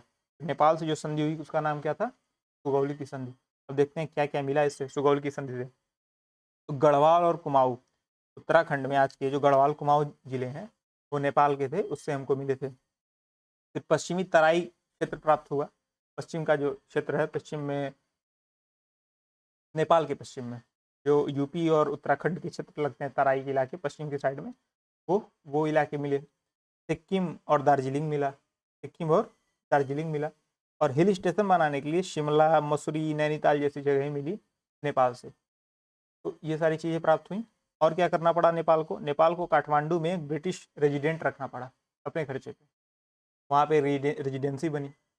और नेपाल को बदले में क्या मिला? बदले में नेपाल को ये मिला कि उसकी संप्रभुता, उसकी जो सॉवरेनिटी है, उसको मान्यता दी गई कि हाँ तुम स्वतंत्र रहोगे, लेकिन ये चीज़ें हम लोग ले लेंगे। भारत नेपाल सीमा सुनिश्चित कर दी गई सुगौली की संधि से। और इसके प्रमुख जो प्लेयर थे, प्रमुख खिलाड़ी थे, प्रमुख जो लड़ाके थे इस युद्ध के, तो एक तरफ जो सेनापति थे गोरखा सेना के अमर सिंह थापा, और जो सेनापति थे इंग्लिश सेना के डेविड अक्टरलोनी थे, और भीमसेन थापा पीएम थे गोरखों के, और लॉर्ड हेस्टिंग्स गवर्नर जनरल थे। तो क्योंकि सुगौली की संधि 1816 में हो गई, और जो सुगौली की संधि समाप्त होती है 1816 में, मतलब होती है 1816 में। और तृतीय आंग्ल मराठा युद्ध शुरू होता है 1817 और 18 में। लॉर्ड हेस्टिंग्स के हौसले बढ़े हुए थे, नेपाल को हरा के उस संधि करने पे मजबूर कर दिए थे। तो इसके पीछे बैकग्राउंड क्या था कि तृतीय आंग्ल मराठा युद्ध शुरू होने से पहले अंग्रेजों ने भोसले से 1816 में नागपुर की संधि की, जबकि पूना को घेरकर पेशवा बाजीराव द्वितीय से 1817 में पूना की संधि कराई। जबकि पेशवा पहले से ही बेसिन की सहायक संधि कर चुका था, लेकिन दोबारा उसको बाध्य किया गया। दूसरी तरफ दौलत राय सिंधिया दल बल के साथ पहुंचा, कहाँ पे? मदद करने के लिए या अंग्रेजों से लड़ने के लिए, लेकिन अंग्रेजों ने उनको भिजवाया एक रुक्का। देखो यार, मित्रता से रहना चाह रहे हो कि युद्ध के मैदान में रगड़ दे? तो दौलत राय सिंधिया था होशियार आदमी, बोला यार रगड़ने वगड़ने की बात छोड़ो, आओ मित्रता से गले मिल के रहते हैं, हम लड़ाई वड़ाई नहीं करेंगे, हमारे क्षेत्र हमको दे दो, वहाँ पे स्वतंत्रता दे दो, और संधि करके रहते हैं ना इज्जत से। तो ग्वालियर की संधि हुई 1817 में। इसी से इस युद्ध की शुरुआत मानी जाती है, तृतीय आंग्ल मराठा युद्ध की। संधि के बाद जो सिंधिया था इस युद्ध से हट गया। और इसके बाद इस संधि में एक और उल्लेख था कि जो पिंडारी थे, पिंडारी को बोला जाता है मराठों के शिकारी कुत्ते। कारण क्या था कि ये पिंडारी थे, ये अनपेड सैनिक थे मराठों के। दरअसल इनको डायरेक्ट कोई वेतन नहीं दिया जाता था, बल्कि कहा जाता था कि ये दूसरे क्षेत्र में हम लोग जाएंगे, जो लूट मार से जो धन मिलेगा उसमें आपको हिस्सा मिलेगा, और जो भी लूट मार कर पाएंगे आप रख लीजिएगा। तो चित्तू, वासिल, ऐसे नाम वाले काफ़ी जो प्रसिद्ध पिंडारी हुए, पिंडारुओं की पूरी फौज हुआ करती थी। उनके दमन के लिए एकदम कटिबद्ध था। कौन? लॉर्ड हेस्टिंग्स उनके दमन के लिए एकदम कटिबद्ध था। तो बोला कि तृतीय आंग्ल मराठा युद्ध शुरू ही इसीलिए हुआ कि पिंडारियों के विरुद्ध एक अभियान के रूप में तृतीय आंग्ल मराठा युद्ध को शुरू किया गया। और इसमें ग्वालियर की संधि के कारण दौलत राव सिंधिया जो थे वो अंग्रेजों को मदद देने के लिए बाध्य थे, मदद दे भी रहे थे। और स्वयं लॉर्ड हेस्टिंग जो था, फ्रांसिस राउडन हेस्टिंग जो था, वह इस युद्ध का नेतृत्व कर रहा था, मतलब महत्व इसका समझता था। अब अलग अलग युद्ध हुए, कौन कौन से? अंग्रेजों और पेशवा के बीच खिड़की का, कोरेगांव का, अशीती का युद्ध हुआ। तो 3 महत्वपूर्ण, अशीती का, खिड़की का, कोरेगांव का युद्ध हुआ। तीनों में पेशवा को हराया अंग्रेजों ने। और अंततः तो पेशवा को सर जॉन मेलकम के आगे आत्मसमर्पण करना पड़ा। वहीं भोसले को सितवाल्डी पहाड़ियों में हराया गया। और जबकि होलकर, मल्हार राव होलकर तृतीय उस समय होलकर राजा हुआ करते थे। होलकर पेशवा नहीं कह सकते, होलकर सरदार हुआ करते थे। मल्हार राव होलकर तृतीय, इनको मेहिदपुर के युद्ध में हराया गया। ठीक है। और होलकरों के साथ मंदसौर की संधि के साथ ये जो युद्ध है, तृतीय आंग्ल मराठा युद्ध, वो समाप्त होता है। एक तरफ पेशवा को हरा के आत्मसमर्पण के लिए मजबूर कर दिया गया। दौलत राव सिंधिया से उधर वो अपना ग्वालियर की संधि के साथ ही इस युद्ध की शुरुआत होती है।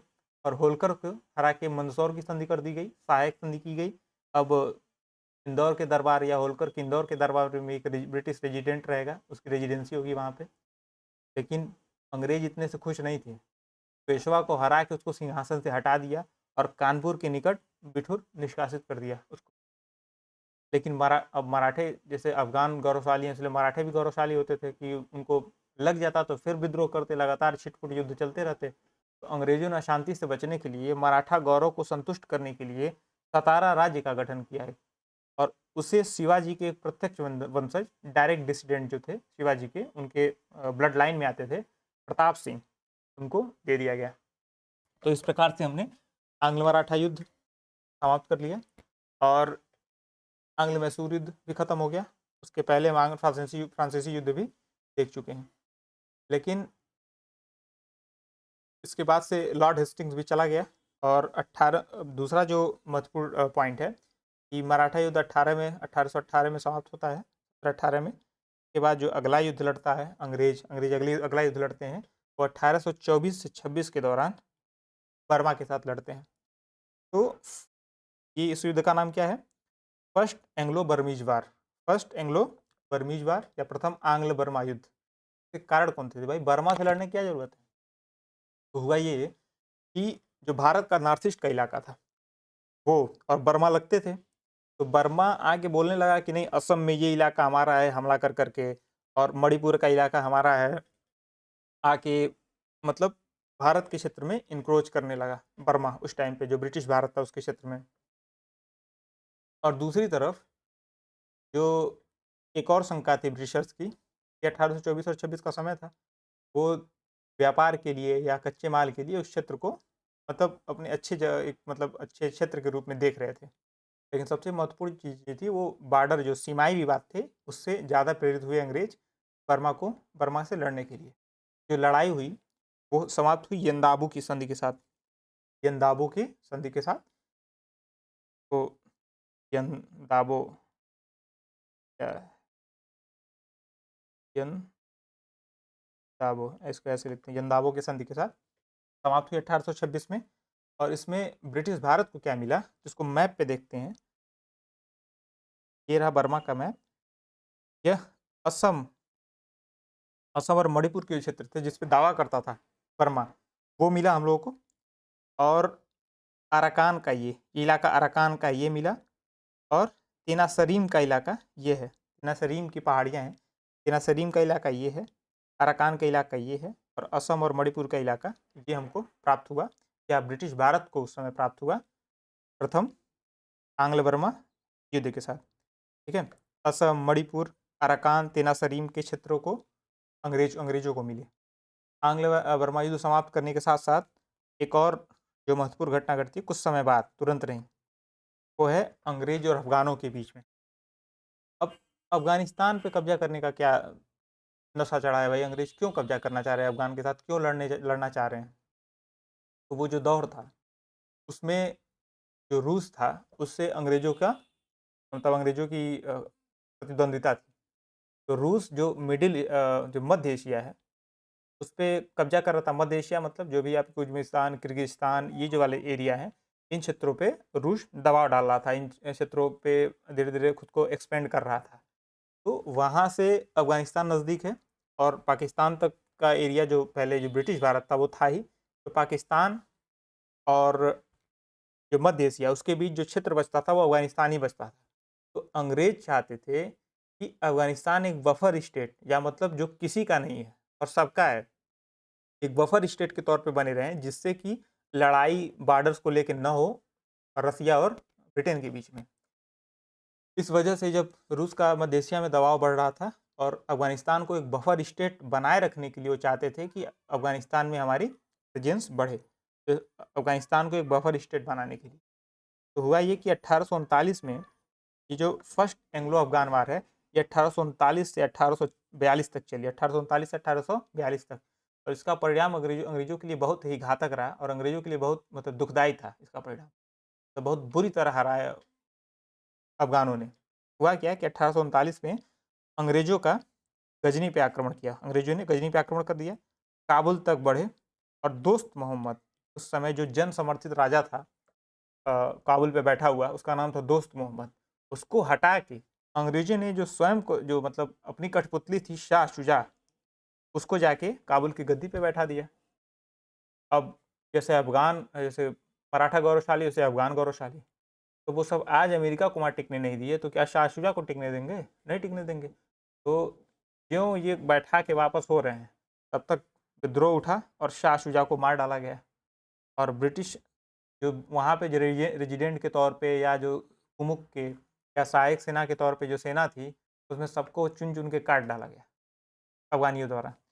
और बाद में अंग्रेज़ी सेना उन सब के सामने समर्पण भी कर दी और उसके बाद वापसी हुई और उसमें बचा क्या शाह शुजा थे नहीं, तो फिर से दोस्त मोहम्मद गद्दी पर बैठ गया और हुआ जाया कुछ नहीं, मिला कुछ नहीं, गया सब कुछ।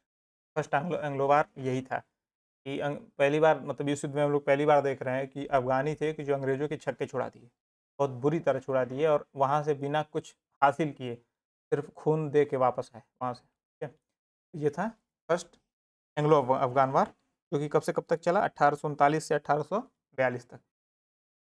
ये वार 42 में ख़त्म ही होता है, लेकिन अंग्रेज़ों की जो क्या कहते हैं उसको जो शातिरपना था ना, वो सीमित नहीं हुआ। एक जगह मतलब लात खाए तो उससे वो नहीं कि चलो ठीक लात खाए तो क्या हुआ, झाड़ के उठ गए फिर। और तुरंत ही चार्ल्स नेपियर के नेतृत्व में उन्होंने सिंध को विजित कर लिया 1843 में।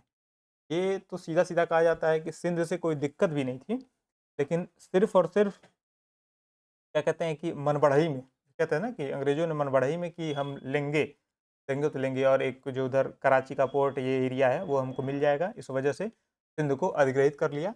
महत्वपूर्ण इसमें 2 युद्ध थे, मियानी और दाबो का युद्ध।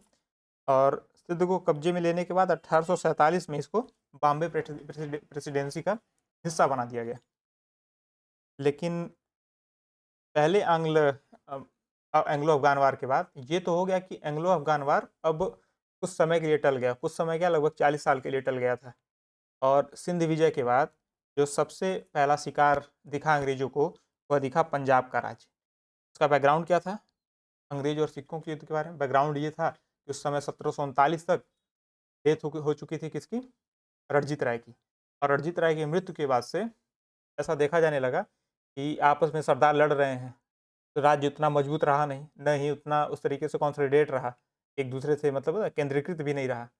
तो अंग्रेज़ ताक में थे कि ऐसा मौका मिले कि कब्ज किसी बहाने से कब्ज़ा कर लें। अक्सर ये बहाना बना के कब्ज़ा करते थे। तो जस्टिफ़िकेशन देते थे ज़रूर कि इस वजह से मैं आपके क्षेत्र पे कब्ज़ा कर रहा हूँ।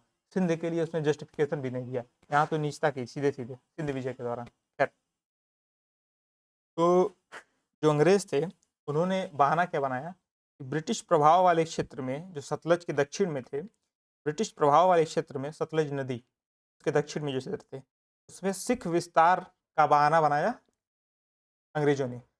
आप हमारे क्षेत्र में आ रहे हैं, इस वजह से हम लड़ाई करेंगे। तो अब लड़ाई हुई, तो लड़ाई क्या हुई कि बेसिकली कहा जाता है सेनापति लाल सिंह और तेजा सिंह ने विश्वासघात कर दिया।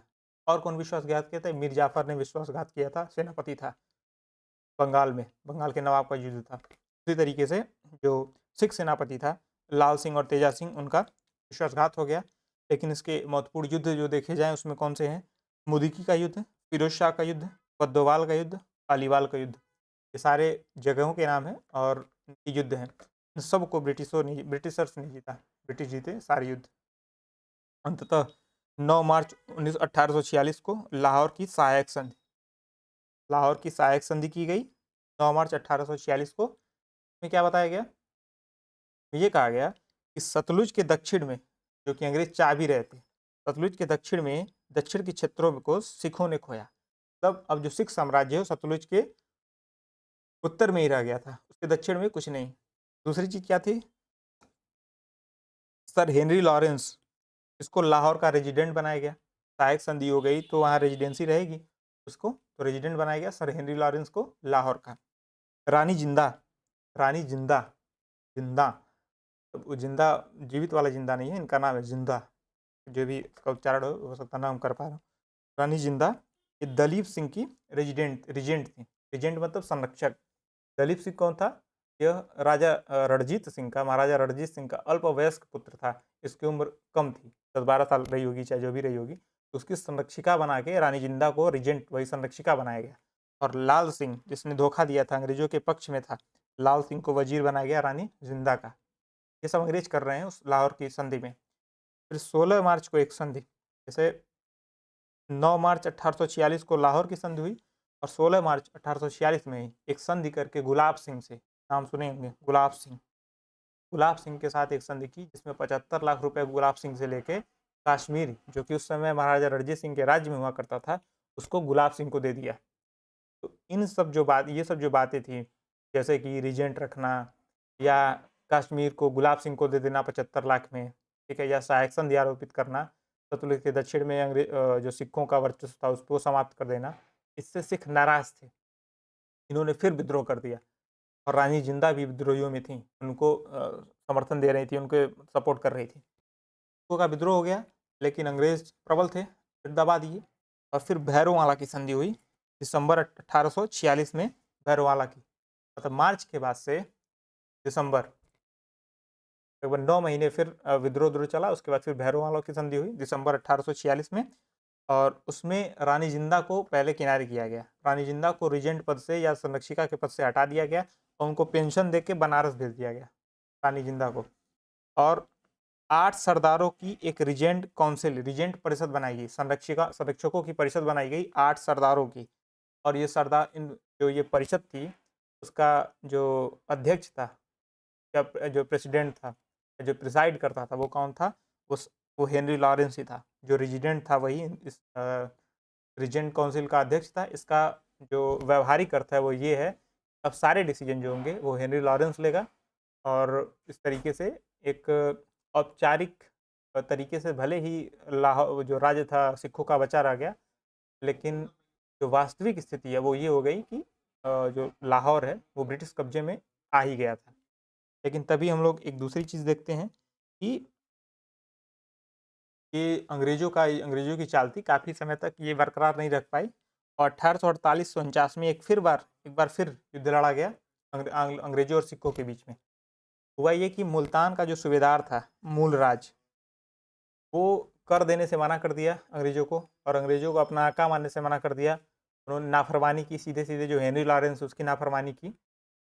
इसके विद्रोह को दबाने के लिए शेर सिंह को भेजा गया, मूलराज के विद्रोह को दबाने के लिए शेर सिंह को भेजा गया। लेकिन शेर सिंह जब गया उसके पास तो उसके विद्रोह में शामिल हो गया, तो लगभग विद्रोह की एक हवा चल गई 1848 से 49 के दौरान। लेकिन चूंकि इनकी जो सेना थी सिखों की, वो कंसोलिडेट नहीं थी जैसे महाराजा रणजीत सिंह के समय में थी। कहा जाता है कि दूसरी सबसे मजबूत सेना थी, पहली अंग्रेजों की थी, दूसरी रणजीत सिंह की। लेकिन अब सब लोग अपने अपने हित देखने के लिए कई गुटों में बट गए थे, तो सेना भी कई गुटों में बट गई थी। और इस कारण से रामनगर की लड़ाई या चिलियांवाला की लड़ाई या गुजरात है वो पड़ता है सियालकोट पाकिस्तान में, भारत के सीमा से लगा सियालकोट से लगा हुआ गुजरात। जो गुजरात मतलब वो हमारा गुजरात नहीं, तो मतलब वो सिटी है, गुजरात सिटी का नाम है, हमारे यहाँ गुजरात राज्य है। तो गुजरात की लड़ाई 1849 ये निर्णायक साबित हुई, गुजरात की लड़ाई, और ब्रिटिशर्स जीते। और उसके बाद फिर एक लाहौर की संधि हुई 1849 वाली। एक होती है लाहौर की सहायक संधि 1846 प्रथम आंग्ल सिख युद्ध से, और दूसरी होती है लाहौर की संधि 1849। इसमें डलहौजी ने पंजाब पे कब्जा कर लिया, पंजाब को एनेक्स कर लिया, उसमें कोई बट नहीं है। और दलीप सिंह जो थे, जो अल्पवयस्क पुत्र थे किसके, महाराजा रणजीत सिंह के, उनको इंग्लैंड निर्वासित कर दिया गया, उनको इंग्लैंड भेज दिया गया, चाहिए पढ़िए लिखिए ऐश करिए, राज्य भूल जाइए। तो इस प्रकार से आंग्ल सिख युद्ध समाप्त होता है, 2 युद्ध हुए इसके। लेकिन अब अंग्रेज इससे रुकने वाले थोड़ी थे। बर्मा से ये पहला युद्ध लड़ चुके थे 1824 से 26 में, और उससे असम, मणिपुर, अराकान, तेनासरीम का जो इलाका है, ये तेनासरीम, असम, मणिपुर ये ले चुके थे। लेकिन संतोष नहीं था, तो क्या हुआ कि व्यापार एवं वाणिज्य को लेकर विवाद हो गया। हुआ ये कि जो भी व्यापारी थे अंग्रेज, वो पा रहे थे कि बर्मा के जो अधिकारी हैं वो बाकी, जैसे बाकी यूरोपीय देशों के जो अधिकारी कर्मचारी हैं या जो व्यापारी हैं, उनको भी काफ़ी मान सम्मान दे रहे हैं, उनको मौका दे रहे हैं। तो एकाधिकार चाह रहे थे, जैसे भारत में एक अधिकार था अंग्रेजों का, उसी प्रकार के एक अधिकार चाह रहे थे बर्मा पे। और बर्मा के रिसोर्सेज का भी लालच था, बहुत सारे पेड़ पौधे जो भी मतलब वो सब पेड़ हैं मजबूत लकड़ी के, मजबूत लकड़ी वाली कड़ी लकड़ी, वो क्या कहते हैं उसको, जो भी सदाबहार वनों वाला इलाका है, लकड़ी कठोर है लड़की लकड़ी, तो बहुत सारे कामों के लिए उपयोग भी किया जा सकती है। तो ब्रिटिशों को लालच था इस बात का। अन्य यूरोपीय व्यापारियों को बर्मा में रियासत रियायत रियायत न दी जाए, ऐसा चाहते थे ब्रिटिशर्स। बेसिकली सारे बहाने ही थे, मतलब कब्जा करने के बहाने, सीधी बात ये। तो उन्होंने 1852 में जो युद्ध हुआ ये वाला, तो 1852 में पेगू की लड़ाई लड़ी और पेगू पे कब्जा कर लिया। 1853 में पेगू की संधि होती है, जिससे पेगू हथियाया गया। अब पेगू क्या है, ये देखिए नक्शा, ये रहा म्यांमार का नक्शा, ठीक है। जो ये इलाका है ना, ये है पेगू। तो पहले से ही ये तेनासरीम और अराकान के इलाके उसके हो चुके थे। अब दूसरे आंग्ल बर्मा युद्ध में, जो कि कब लड़ा गया, 1852 से 1853, इसके दौरान इसने ये पेगू का इलाका जो है ये भी हथिया लिया। जैसे कि पोर्ट वगैरह के लिए काफ़ी अच्छी जगह थी ये पेगू, और अंदर से संपर्क बनाए रखने के लिए अच्छी जगह थी, एक बेस के तौर पे। तो पेगू को उसने कब्जा कर लिया। तो इस प्रकार से आंग्ल बर्मा युद्ध समाप्त होता है। लेकिन अभी तो अफ़गानों की कहानी बची हुई है। अफ़गान पहले युद्ध में तो बुरी तरीके से मतलब लताड़ दिए थे अंग्रेज़ों को, लेकिन अभी देखते हैं क्या है उसका हाल है। 1855 में जो अफ़गान युद्ध था इससे पहले, वो 1842 में समाप्त हो चुका था। दोस्त मोहम्मद वहाँ का अमीर हो चुका था, अमीर, वहाँ के राजा को अमीर बोलते थे। वहाँ का अमीर कौन हो चुका था, दोस्त मोहम्मद। दोस्त मोहम्मद से 1855 में पेशावर की संधि हुई, अंग्रेजों ने की। किसने की, अंग्रेजों ने 1855 में। इसको ट्रीटी ऑफ फ्रेंडशिप बोलते हैं। इसमें क्या था कि दोस्त मोहम्मद काबुल और ब्रिटिश इंडिया के बीच, काबुल के दोस्त मोहम्मद और ब्रिटिश इंडिया के बीच पेशावर की संधि हुई 1855 में। इसमें ये रिटरेट किया गया, फिर से जोर डाला गया, यह हस्तक्षेप की संधि है, पॉलिसी ऑफ नॉन इंटरफेरेंस। इसका सेंस क्या है थोड़ा समझते हैं। पॉलिसी ऑफ नॉन इंटरफेरेंस, कि जो अंग्रेज हैं वो अफ़गानिस्तान के आंतरिक मामलों में दखल नहीं देंगे, और जो अंग्रेज हैं जो अफ़गान हैं वो भी अंग्रेजी विरोधियों को संरक्षण नहीं देंगे, या उसके जो हित हैं उसको उसके साथ छेड़छाड़ नहीं करेंगे। तो इस सेंस में दोस्त मोहम्मद ने इसका पालन भी किया। कैसे, 1855 में ये संधि हुई पेशावर की, और 1857 की क्रांति हुई भारत में, ठीक है। इसको प्रथम स्वतंत्रता संग्राम भी बोला जाता है। इसमें जब पंजाब साइड के जो विद्रोही थे वो मांग किए कि दोस्त मोहम्मद से, कह रहे यार तुम्ही को लतियाए थे, अंग्रेज आए थे तुम्ही को मारने के लिए, हम लोग को भी साथ दो, कुछ हथियार उथियार मुहैया कराओ या छुपाई लो। तो दोस्त मोहम्मद ने साफ साफ मना कर दिया कि ऐसा कुछ नहीं होने वाला है, और हमारी संधि है और मैं उसका उल्लंघन नहीं करूँगा। तो दोस्त मोहम्मद ने अपनी जबान की मतलब जबान रखी इस सेंस में। और अफ़गानिस्तान को उस दौर में बफर स्टेट बनाए रखने के लिए सर जॉन लॉरेंस, 1864 से 1869 के दौर में ये रहे सर जॉन लॉरेंस। इन्होंने, इनकी जो नीति थी वो पॉलिसी ऑफ मास्टरली इनएक्टिविटी, नीति थी कौन, पॉलिसी ऑफ मास्टरली इनएक्टिविटी। इसको चतुराईपूर्ण चतुराईपूर्ण निष्क्रियता बोलते हैं। ये गलत है, हस्तक्षेप नहीं होगा। चतुराईपूर्ण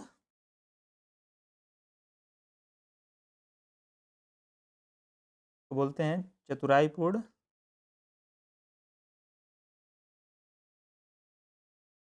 निष्क्रियता की नीति। क्या बोलते हैं? चतुराईपूर्ण निष्क्रियता की नीति। ठीक है। इसका भी सेंस कुछ कुछ पॉलिसी ऑफ नॉन इंटरफेरेंस जैसा ही था, पॉलिसी ऑफ मास्टरली इनएक्टिविटी, कि ऐसे मुद्दे पे छेड़ना नहीं है अफ़गानों को, अफ़गानों को थोड़ा बहुत रियायत दे के अपने पक्ष में किए रहना है कि हमारे विरोध में वो काम न करें। यही है पॉलिसी ऑफ मास्टरली इनएक्टिविटी। लेकिन बहुत दिन तक ये चला नहीं। दरअसल उसके पीछे का बैकग्राउंड जो सेकंड एंग्लो अफ़गान वार हुआ 1878 से 80 के, उसके बीच पीछे का बैकग्राउंड ये है कि मध्य एशिया में रूस का विस्तार हो रहा था और अफ़गान जो अमीर थे उसके द्वारा एक घटना ऐसी घटी कि अंदर, जैसे अफ़गानिस्तान के काबुल राजधानी के अंदर रूस का डिप्लोमेट बैठा हुआ है और जब अंग्रेज डिप्लोमेट जाता है उसको भी पता चलता है, हर जगह लगे हुए हैं, खबरी लगे होते थे। तो एक अंग्रेज डिप्लोमेट भी जाता था कि गया वहाँ पे कि ऐसा काम ना करिए, चाहे जो भी बातचीत करने के लिए हो गया।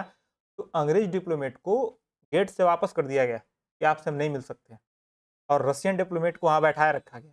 तो इससे अविश्वास की जो भावना थी अंग्रेजों के बीच में काफ़ी प्रबल हो गई कि अरे यार, ये तो लग रहा है गड़बड़ा देगा मामला, मतलब ये तो इनएक्टिविटी या मास्टरली इनएक्टिविटी यहाँ चल नहीं रही है, क्योंकि डायरेक्ट जो अफ़गान है वो रशियन पक्ष में दिख रहे थे। क्या हुआ, 1878 में ब्रिटिशर्स ने सीधा आक्रमण कर दिया किस पे?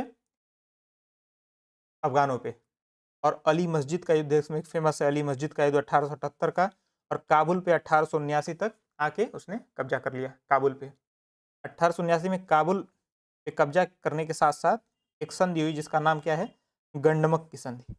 तो सेकेंड आंग्ल अफ़गान वार है, उसमें जो संधि हुई उसका क्या नाम है? गंडमक की संधि 1879, 1879। इसमें क्या बताया गया? इसमें कहा गया कि स्थायी ब्रिटिश एम्बेसी होगी काबुल में। जैसे एम्बेसडर को ही लौटाए थे, तो इस युद्ध के बाद बोला गया कि आप ऐसे नहीं कर सकते। अब एक परमानेंट एम्बेसी होगी काबुल में और विदेशी जो संबंध है उस पे ब्रिटिशर्स का नियंत्रण होगा। कहीं ऐसे संबंध अफ़गानिस्तान तो नहीं बना रहा है जिससे कि ब्रिटिशर्स का नुकसान हो, ठीक है? लेकिन अभी ये भाई साहब गए, गंडमक की संधि करके लोग आए और ज्यों पीछे मुड़ते हैं, तब तक अफ़गान फिर विद्रोह कर दिए। और जो ब्रिटिश इनवॉय वहाँ पे रखे थे ले आके कि आप ही सब बताएँगे और इस एम्बेसी जो परमानेंट एम्बेसी इसमें आप रहेंगे, उन्हीं ब्रिटिश राजदूत को उनके जो भी स्कॉट्स हैं उनके साथ मार दिया गया और मतलब विद्रोह का झंडा उठा दिए सब अफ़गानिस्तान वाले, मतलब अफ़गान जो थे। लेकिन अंग्रेज इस बार मजबूत थे, इन्होंने फिर काबुल कब्जा लिया, ठीक है? और अंततः मजबूर कर दिया अफ़गान को कि अफ़गानिस्तान की कुर्रम वैली और खैबर पास, ये दोनों स्ट्रेटजिक लोकेशन थी, खैबर पास और कुर्रम वैली, इन पर अंग्रेज़ों का कब्जा बना रहे और अफ़गानी विदेश नीति पर पूर्ण नियंत्रण हो। मतलब अफ़गानी जो विदेश नीति है वो यही तय करेंगे, अंग्रेज ही तय करेंगे कि कौन कब कहाँ जाएगा, क्या मतलब किससे बातचीत होगी, किस देश से संबंध रखा जाएगा, किससे नहीं रखा जाएगा। तो जो दूसरा एंग्लो अफ़गान वार था उसमें लगभग या कह सकते हैं कि मतलब विदेशी मामलों में अफ़गानों को गुलाम बना दिया गया, किसका? अंग्रेज़ों का। और अमीर जो थे, अफ़गान के अमीर जो थे, अब निर्भर शासक हो गए। सेकंड एंग्लो अफ़गान वार में कौन-कौन अमीर थे? पहले शेर अली था, लेकिन शेर अली मारा गया था, 1779 में वो मर गया था। उसके बाद याकूब खान हुआ और अंततः अब्दुल रहमान रहा। तो ये 3 नाम संबंधित हैं सेकंड एंग्लो अफ़गान वार से। इधर 80 में ख़त्म होता है एंग्लो अफ़गान वार, अंग्रेज फिर पहुँच जाते हैं बर्मा। कहते हैं बर्मा थोड़ा-थोड़ा 2 बार में लिए हैं, अब तो पूरा ही ले लेंगे। तो पूरा ले लेंगे, कारण क्या बताए? बर्मा से फ्रांस के संबंध, व्यापार वाणिज्य में व्यापार वाणिज्य में इनको रियायत ना मिलना और बर्मी हुकूमत की अस्थिरता। बेसिकली 2 कारण सबसे ज़्यादा महत्वपूर्ण थे, जो बैकग्राउंड में थे वो ये कि अंग्रेज़ों को एक बाज़ार मिलता और कच्चे मालों का स्रोत मिलता। उसके बाद जो एरिया था वो साउथ ईस्ट एशिया में एक स्ट्रेटजिक लोकेशन है बर्मा की, वो भी साथ में मिल जाती। तो ये सारे लाभ एक साथ लेने के लिए वो सब फाइनल हमला करते हैं 1885 में बर्मा पे। तो ऊपरी बर्मा 1885 में एनेक्स कर लिया गया 1885 में, और 1885 में ही मांडले शहर पर कब्जा कर लिया गया, जो लगभग बीच में पड़ता है यहाँ कहीं पड़ता है ये, यहाँ कहीं पड़ता है मांडले शहर, ठीक है। तो ये कब्जा कर लिया गया। और जो वहाँ के राजा थे, म्यांमार के जो राजा थे थीबा, किंग थीबा, राजा थीबा को भारत निर्वासित कर दिया गया। और इसके बाद से ही बर्मा ब्रिटिश कॉलोनी बन गई। 1885 से 1948 तक, भारत की आज़ादी के एक साल बाद बर्मा आज़ाद होता है। तो 1885 से 1848 तक, हालांकि वो भारत से ही 1937 में ही, तो 37 या 37 में, 37 में ही उसको भारत से अलग कर दिया गया था, ठीक है। तो बर्मा ब्रिटिश कॉलोनी बन गया 1885 से 1948 तक बना रहा। और इधर क्या हुआ कि अफगानिस्तान का जो सेकंड एंग्लो अफगान वार था, उसमें जो अफगान है वो मूलतः विदेशी मामलों में गुलाम बन चुके थे और अंग्रेजों पे निर्भर हो चुके थे। लेकिन इसके बाद कुछ और डेवलपमेंट्स हैं जो कि ध्यान रखनी चाहिए अफगानिस्तान और एंग्लो अफगान रिलेशंस में और इंडो अफगान रिलेशन में भी। जैसे भले उस समय संबंध अंग्रेज बना रहे थे, लेकिन संबंध तो हमारे ही जो आज हम लोग झेल रहे हैं तो उसी का तो झेल रहे हैं। जैसे चीन के साथ जो भी मैकमोहन लाइन मतलब रची गई, या डुरंड रेखा है जो अफगानिस्तान के साथ, या जितने भी बॉर्डर्स नेपाल के साथ जो आज बोलता है कि काला पानी विवाद है, वो सारी रेखाएं भले अंग्रेजों ने खींची लेकिन अंततः वो प्रभावित हमें ही करती हैं। तो जो हमारे एंग्लो अफगान रिलेशन बोले या कहा जाए कि इंडो अफगान जो संबंध है, उसमें एक और महत्वपूर्ण पॉइंट है 1893 का, जब डुरंड रेखा खींची गई थी। सर हेनरी मार्टिमर डुरंड, इनके नाम पे इनका नाम पड़ा, डुरंड रेखा खींची गई। और अंग्रेज और रूसी दोनों मिलकर रेखा खींचे थे। ब्रिटिश भारत को अफगानिस्तान से अलग करने के लिए ये डुरंड रेखा खींची गई थी। मैप देखिए, इस मैप में क्लियर है। अब अंग्रेजों के साथ ये गंदी बात कह सकते हैं कि उन्होंने जब जब रेखा खींची तब तक वहाँ पे विरोध, विद्रोह, असंतोष के लिए जगह छोड़ दी। जैसे ये जो इलाका आपका दिख रहा है ना, ये जो कलर्ड है हल्का सा, ये इलाका, ये पख्तूनों का इलाका है। तो उसने रेखा खींचते हुए जब रेखा खींचा डुरंड जी ने, तो डुरंड रेखा खींचते हुए इसको आधा आधा बांट दिया। तो एक ही जो बिरादरी है, बिरादरी इन द सेंस की एक ही जाति, जनजाति या एक ही जो संस्कृति वाले लोग हैं, वो अलग अलग बट गए। तो आज भी इन इलाकों को लेके पाकिस्तान अफगानिस्तान में झगड़ा चलता है डुरंड रेखाओं के लेके। तो सिर्फ हमारा चीन का नहीं चल रहा है, पाकिस्तान अफगानिस्तान में भी चल रहा है, जैसे हमारा नेपाल का चल रहा है। कहा जाता है अंग्रेज चले गए, वो जो जो कांड किए थे उसको हम लोग आज झेल रहे हैं। तो डुरंड रेखा कहानी ये है। एक और एक महत्वपूर्ण बात है मतलब अफगानिस्तान के साथ, वो 1897 का बैटल ऑफ सारागढ़ी, इस पर मूवी बन चुकी है, अक्षय कुमार इसमें अभिनेता है, तेरी मिट्टी करके इसका गाना है। और ये पड़ती है जो सारागढ़ी जगह है, वो पड़ती है यहीं पे खैबर पख्तूनवा जो उसका इलाका है, इसमें पड़ती है, ठीक है। ये पाकिस्तान में ही पड़ती है। हुआ कि 21 सिख सैनिक जो कि 36 सिख इन्फेंट्री के थे, वो लगभग 10,000 पख्तून माने जाते हैं, लगभग 10,000 पख्तून आक्रमणकारी थे, उनके खिलाफ वो स्टैंड किए बड़े मतलब काफ़ी लंबे समय तक। और इसको वर्ल्ड लेवल पे फाइनेस्ट लास्ट स्टैंड माना जाता है कि मतलब जान तो दे देंगे लेकिन नाम याद दिला देंगे।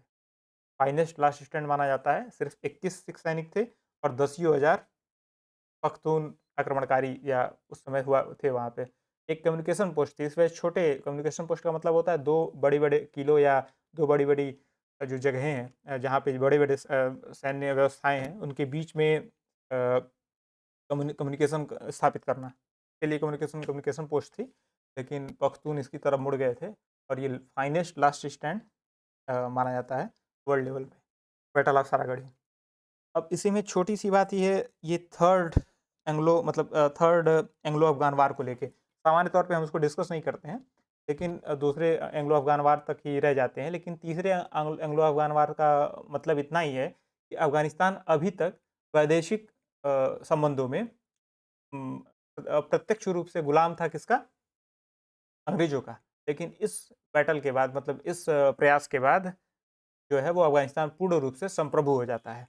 तो हुआ ये कि अप्रैल 1919 में जो राजा अमानुल्लाह या अमीर थे, राजा अमानुल्लाह खां अफगानिस्तान के, उन्होंने स्वयं को स्वतंत्र घोषित कर दिया। तो अंग्रेजों को मिर्ची लगी। जस्ट फर्स्ट वर्ल्ड वार ख़त्म हुआ। तो मई 1919 में क्या किया अंग्रेजों ने कि जो काबुल शहर है, उस पे बमबारी की ज़बरदस्त। लेकिन डरे नहीं अफ़गान, बमबारी तो लोग करते रहते हैं। तो क्या हुआ कि फिर झड़पें शुरू हुई, जो बॉर्डर डूरंड रेखा थी, उसके अगल-बगल झड़पें शुरू हुई, कई सारे युद्ध हुए और जो कि अनिर्णायक रहे। तो अंततः अंग्रेज़ भी परेशान हो गए कि झूठ-मूठ का ऐसा इलाका लेके क्या फ़ायदा, जहाँ से मिलना कुछ नहीं है, खाली परेशानी लेके बैठे रहे। तो अगस्त 1919 में रावलपिंडी की संधि होती है और इससे अफ़गानिस्तान एक संप्रभु राज्य बन जाता है। इससे ब्रिटिशर्स को क्या-क्या मिलता है कि ब्रिटिश भारत, जिसमें उस समय पाकिस्तान भी शामिल था, ब्रिटिश भारत और अफ़गानिस्तान के बीच में डूरंड रेखा थी, इसकी सीमा की पुष्टि की जाती है इस संधि में, रावलपिंडी की संधि में, जो 1919 में हुई कि हाँ, डूरंड रेखा वैलिड है और इसकी पुष्टि करते हैं हम। इस प्रकार से आप देख रहे हैं कि चाहे एंग्लो अफ़गान वार हो, एंग्लो बर्मा वार हो या नेपाल वार हो या मराठा वार हो, इन सारों को हमने इतना डिटेल में देख लिया है कि इससे संबंधित कोई भी प्रश्न आएँगे, तो आप बना लेंगे। यहाँ तक कि मतलब प्रीलिम्स की बात नहीं है, तो मेंस की भी अगर पढ़ के जाएँगे, तो मेंस में भी आपको उत्तर देने में आसानी होगी। तो निश्चित तौर पे ये आपके काम आएगा। तो इसी तरीके से वीडियो को यहाँ समाप्त करते हैं। तो अगले पार्ट में अभी तक 3 वीडियो जो आई हैं, जैसे पहला धार्मिक एवं सामाजिक सुधार, दूसरा हुआ आपका प्रमुख प्रमुख विद्रोह एवं बगावतें और तीसरा जो सारी युद्ध एवं संधियाँ एक साथ हम लोग डिस्कस कर ली। के बाद के क्लासेस में हम सीधा आएँगे अब पीवाईक्यूज़ पे, जो आधुनिक भारत के हैं और तेज़ी से इसको निपटाएँगे, क्योंकि बैकग्राउंड बनाने का ये टाइम हो गया। लगभग-लगभग 1-1 घंटे, 1 घंटे से ज़्यादा की वीडियो रही हैं तीनों। अब इसके बाद समय उसमें बिना दिए तेज़ी से हम लोग कवर करेंगे। तो अगर आप ये वीडियो आप लोग देखेंगे, तभी आप ज़्यादा सहज रह पाएँगे, जो उस समय की क्लासेस हैं या जो पीवाईक्यूज़ की क्लासेस होंगी। कुछ बच्चों ने कमेंट किया था कि सर थोड़ा धीरे पढ़ाइए। तो अब धीरे वाली बात ये है कि मैंने जब इंट्रो वीडियो में बोल दिया था कि मैं चाहता हूँ कि जो कॉस्ट टू बेनिफिट रेशियो है, जितना आप समय इन्वेस्ट करें उसकी तुलना में जो आपको लाभ मिले वो ज़्यादा मिले। तो सारा प्लान ही जो आपको सामने में पढ़ाता हूँ 1 घंटे में, उसके लिए मैं 8 घंटे मेहनत करता हूँ। तो मैं ये धीरे नहीं कर पाऊँगा, बस ये कर सकते हैं कि आप उसमें सेटिंग में जाके उसकी सेटिंग में जाके जो स्पीड है वो 0.75 पे कर लेंगे, तो आपको मतलब धीरे आप सुन पाएँगे, उसमें इश्यू नहीं है। इसको तेज़ सुनना हो, डेढ़ पे भी सुन सकता है। प्रयास यही रहेगा कि जितना आप समय दें यहाँ पे, उसका आपको लाभ भी मिले। तो इसी के साथ नमस्कार।